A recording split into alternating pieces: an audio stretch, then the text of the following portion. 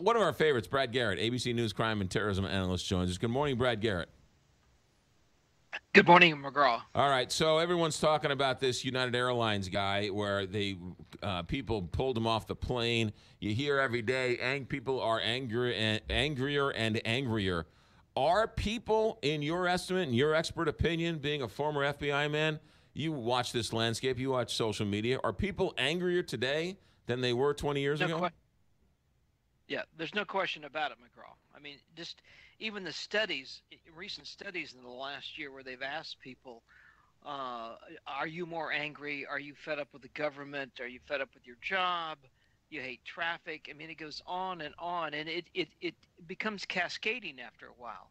I mean, for whatever reason, you have a president who sort of runs his world off of negativity, complaining or attacking or whatever on a daily basis. I think that contributes to this. All I'm suggesting is we've overloaded ourselves with anger, rage, and frustration. And anytime you do that, you then don't have empathy anymore, or much of it, which means you're not sensitive to people around you. You're not sensitive to even what goes on in your own life sometimes. And then that becomes very troubling. So I wouldn't necessarily say it's because of Donald Trump. I think Donald Trump tapped into that anger and sort of harnessed that anger. Yes. But I don't know. It seems like it's easier to be angry. And if you're selling something, it's easier to sell something, like you use sex to sell something. It's easier to sell anger than it is something positive. Well, and we also reward it.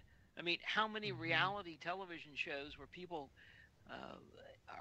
it's just bad behavior, and then they end up with their own television show, a book deal. I mean, it just goes on and on that we sort of get rewarded for being bad. How much of this is, Brad Garrett, you think people are being locked out? They're not making as much money as they used to. They're not advancing as they used to. Their paychecks are getting smaller. They're worried about their children in school and college and everything else. It's all of the above. And think about it this way, McGraw. You get bombarded every day over the internet, television, radio, wherever it might be, with all of these frustrations, and we don't like this and we don't like that, and your life should be better. And people feel, first of all, overwhelmed, and also they feel in a box. They feel like they can't get out of this box. And what happens is when you feel like you can't control your box, you externalize it, and then you start blaming other people for your situation. The extreme example of that, McGraw, are people who end up committing violent acts, mass shootings, terrorist attacks, etc. That's all driven by anger, rage, feel like your life is, not really nothing, and you're going to make it into something, as horrible as that is. So, it all tends to play in. They all play together, is what I'm saying. All these little pieces play together that they cause people to act in a very negative force, which is also not good for them. Brad Garrett, I'm sure there were people who said, a phone in my house? Why can't I just walk down the street and talk to my friend? This world's going to heck in a handbasket, and the world is moving too fast. Isn't this just sort of us trying to deal with the 21st century, and that society has always had this problem? It has, but it's up to us to control it and measure it. I heard a tech expert say recently that we should treat technology like food. We shouldn't be eating all the time. We shouldn't be using technology all of the time.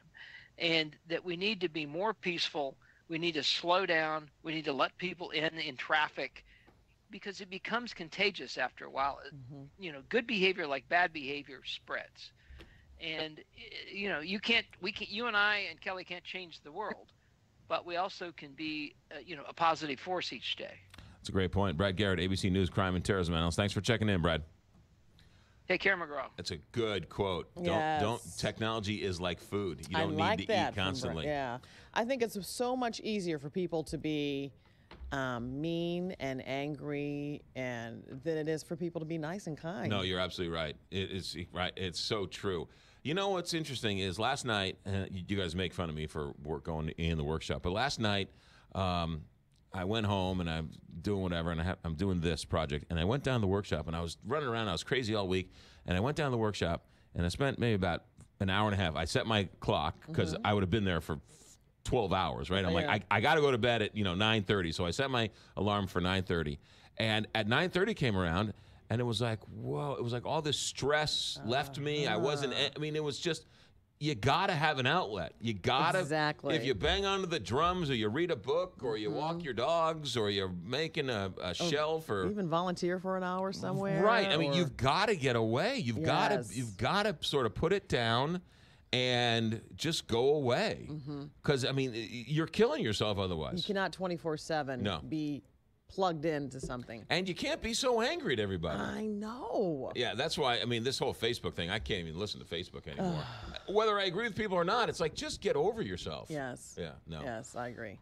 Really sad. All right, we've got some numbers coming up. 727, Big 550.